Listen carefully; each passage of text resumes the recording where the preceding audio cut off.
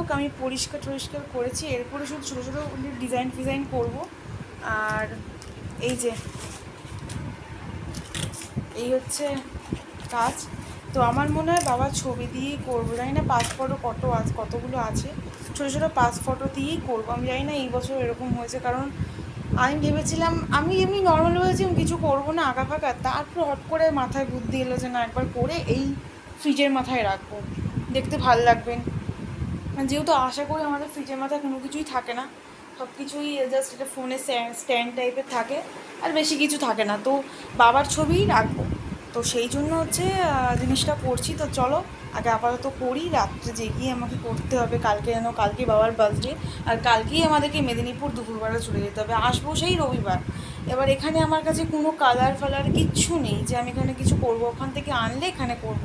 তো আমার সামনে এক্সাম ছিল বলে আমি কিছু আনিনি। তো যাই হোক, আপাতত আমি রাত জেগে জেগে কিছুটা করব, কিছু কিছু কালার, এই ফেভারিট কালারগুলো নিয়ে এসেছি ওয়াটার কালার টাইপের, বাকি আর কোনো কিছু নিয়ে আসিনি।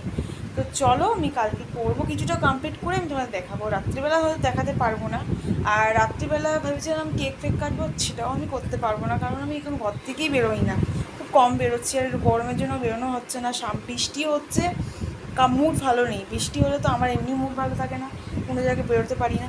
তো যাই হোক, করে তোমাদের কাছে দেখাবো।